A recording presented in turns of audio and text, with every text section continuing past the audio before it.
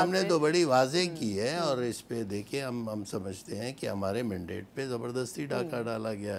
Even کے پی کے میں بھی چیزیں ٹھیک نہیں ہوئیں, سندھ میں بھی ٹھیک نہیں ہوئیں, پنجاب میں بھی ٹھیک نہیں ہوئی, کیونکہ ایک سلسلہ جو چلا ہے وہ ہر جگہ چلی ہے.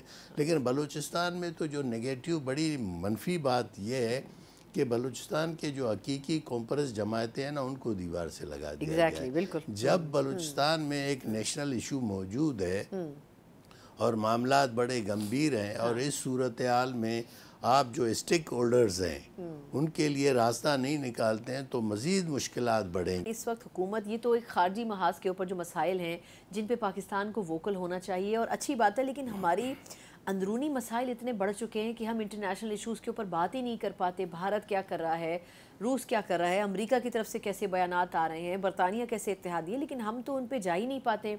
ہم اندرونی مسائل میں گھرے ہوتے ہیں. اب اس وقت جو حکومت کی طرف سے ترجیحات ہیں وہ بظاہر یہ لگ رہی ہیں کہ قوانین اور عدلیہ کے حوالے سے ایک نیا چہرہ ہے جو کہ حکومت تشکیل دینا چاہتی ہے. اب اس میں اپوزیشن کے بھی اعتراضات ہیں, کچھ اتحادیوں کی بھی اعتراضات ہیں. آپ کے خیال میں وجہ کیا ہے کہ حکومت ایسا کوئی کام کرنا ہی کیوں چاہتی ہے جو کہ ایک نیا پنڈورا باکس کھول دے؟ میرے خیال میں شاید ان کی ایک بہت بڑی مجبوری ہو سکتی ہے اور اس پہ بڑے کمیٹڈ ہیں اور ان کی بڑی کوشش ہے ریاست کی یا حکومت کی کہ وہ آئینی ترمیم کو لائے. ابھی آئینی ترمیم کے حوالے سے اس وقت تک جو صورتحال ہے کہ نمبرز پورے نہیں ہیں, کہ جب تک مولانا صاحب اس کو تسلیم نہ کریں تو بہت مشکل ہے کہ وہ ان معاملات کو آگے بڑھائے.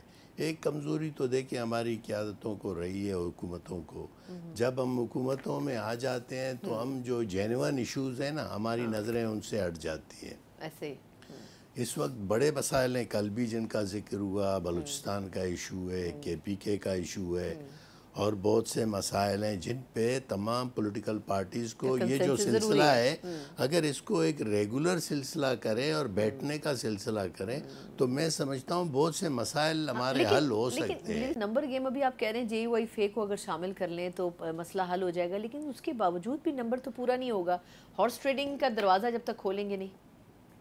دیکھیں یہ تو حکومت کی جو ہے ذمہ داری ہے وہ, یا اس کی جو ہے اس پہ یہ بات آتی ہے کہ وہ اپنے نمبرز گیم کس طرح پورے کر سکتا ہے اور کون سے گروپس ہیں جن کے ساتھ وہ بات کر سکتا ہے. حالانکہ ان معاملات میں ان کو میں سمجھتا ہوں کہ پی ٹی آئی کے ساتھ ہی بات کرنی چاہیے تھی اور پی ٹی آئی کی قیادت کو ہی بات کرنی چاہیے تھی. لیکن چونکہ پی ٹی آئی کی مین قیادت اس وقت جیلوں میں ہے تو باقی جو قیادت باہر ہے اس کے پاس یہ مینڈیٹ نہیں ہے کہ ان معاملات کو آگے بڑھائیں.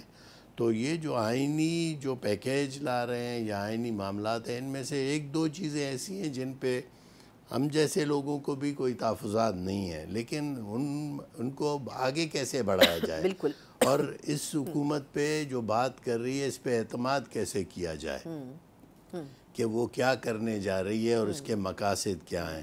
کیونکہ یہ جو الیکشن ہوا 2024 کا اس پہ تو سب کو اعتراض ہے.